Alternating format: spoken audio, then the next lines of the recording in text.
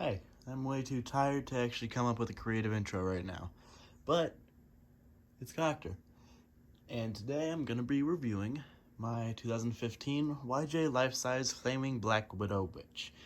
This prop came out in 2015 and was part of the Spirit Swamp Tours, otherwise known as the Voodoo Swamp theme.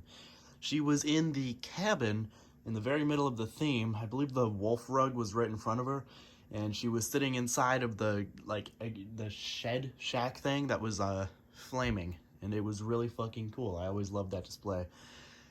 This prop is one that I have a good amount of nostalgia for, but also just fucking love because it is so badass. I think she's probably my favorite witch prop of all time, and she might take number 4 spot for my favorite prop ever. Honestly, like, she's so fucking cool. Now, I got this one because I made a Facebook post and a guy commented on it. I was saying that I was looking for a bunch of props, and she was one of them. Now, this dude commented being like, hey, I have a Harbinger of Hell and a Flaming Black Widow Witch. You can pick your choice, or you can take both of them. And he was up in New Jersey. I don't live in New Jersey. I'm very far from New Jersey. But I have a friend who does. And he was willing to pick her up for me and ship her to me. I was gonna see if I could get both of them, but unfortunately I didn't have enough money. I hardly had enough money to actually get her. And I got her for $150, by the way. And in retrospect, I think considering their conditions, Harbinger was also $150, so I think he probably would have been a better deal because he was in better condition. But honestly, I just like Flaming Black Widow a lot more. Even though I still really love Harbinger and want him a lot. But I love this prop. So she had a couple of issues. Firstly, the original owner managed to lose her entire leg pole assembly and her base, and her neck had, firstly, relay switch issues and a bad belt. And those were the main 2 issues. Those have both been remedied, and I uploaded the restoration clips that just kind of show the progress throughout. And then she just needed a little bit of cleaning up physically, and now she is fully working, except for her light sensor. But I'm going to get another one, and I'm going to replace it, because I like using my props on sensor, and I would like her to have one. I don't know why she has a light sensor. I've always found that really weird. YJ started using infrared sensors in 2013 with Bloody Bag of Jokes and Madame Morbida. And I have no idea why they went back to light sensors for her. I can't remember if in 2014 they were using light sensors or infrared. I'm pretty sure infrared, because I know Little Nester had an infrared sensor. I know Pumpkin Nester had a sound sensor still, but I know Little Nester had a infrared sensor, and I'm not sure about Witch of Stolen Souls. But regardless, I've always found it quite strange that they made the decision to go back to a standard light sensor. Anyway, she has about 4 phrases. Yeah, 4 phrases. She's fairly loud. Her audio quality isn't the best, but that's mainly because her speaker's in her back, and it's also kind of covered by the foam. Her body is filled out really well. Like, YJ is really good with filling out bodies. And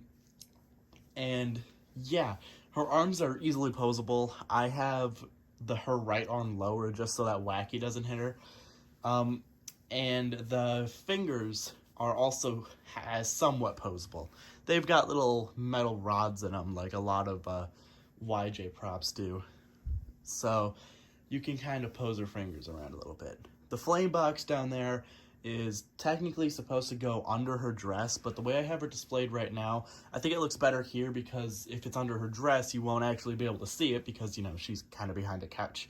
So I have it just kind of out there, and the adapter for it that comes out of her is long enough that I can just kind of do that.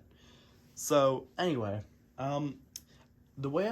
she originally, when I got her, she had a custom PVC base and poles that the original owner had made. And with those, she leaned forward a lot, and it also kind of looked like ass because the poles were white. It just didn't look very good. So my boy Halloween Central offered me the remains of an old Pan Asian Creations werewolf he has. And something about Pan Asian Creations is that they made their bases the exact same way her original base was made. So I took it. Originally it was way too tall for her. She was like 7 feet tall when I put her on the base and the poles. But my dad helped me cut the poles on the base down a lot. And now she is pretty much back to her original height. Probably about like a couple of, maybe like a couple inches taller than she originally was, maybe. But it doesn't really matter. She is pretty much back to how she is supposed to be. Her head is still slightly slower than others that I've seen, but I don't mind it. It lifts all the way up, and that's really all that I care about.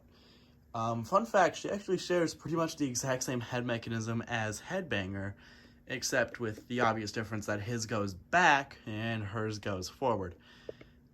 But it's mostly the same mechanism, but with an extra relay switch. I have her box right there. Mine's pretty beat up, but it's still here.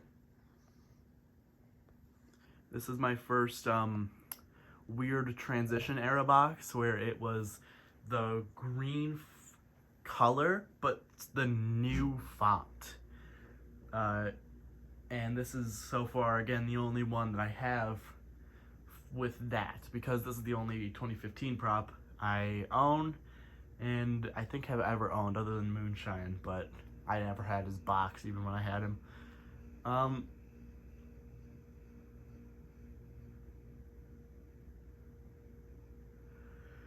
Yeah.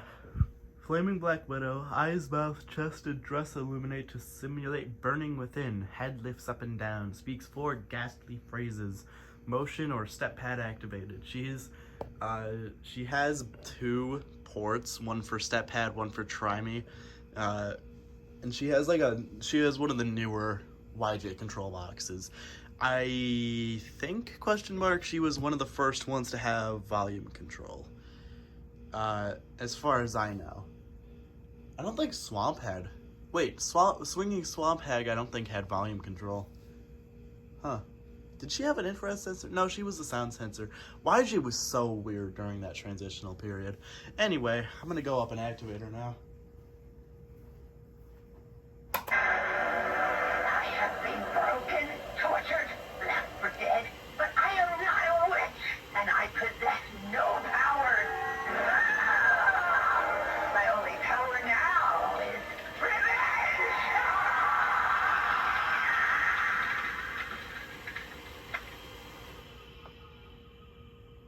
The head is plastic because it's like hollow, and the neck, chest area is all latex so that it can, lift and bend. It's pretty thin latex, but it's definitely not as delicate as other props made by YJ. I am death reincarnate. I will follow you and punish you for all that I have lost. You shall burn like my memories!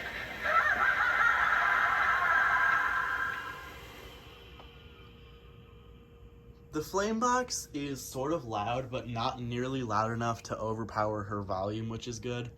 The flame box is optional. Also, you can unplug it, but I don't know why you would unplug it. It's just fucking cool. I'm pretty sure these flame boxes were sold separately. Also, back when she came out, I'm not entirely sure about that though, so don't quote me on it. Also, fun fact, I believe mostly due to the flame box, she is one of the only props to ever take a 12 volt adapter. Yeah, most YJs take a 6 volts, or in rare cases take a 9 volt. Or hell, even some take 5 volts, like Deadlift Zombie takes a 5 volt. I don't know, their power requirements are weird, but for the most part it's 6 volts. But she requires 12. And I'm thinking that most of it comes from the flame box. Darkest night, blackest pitch.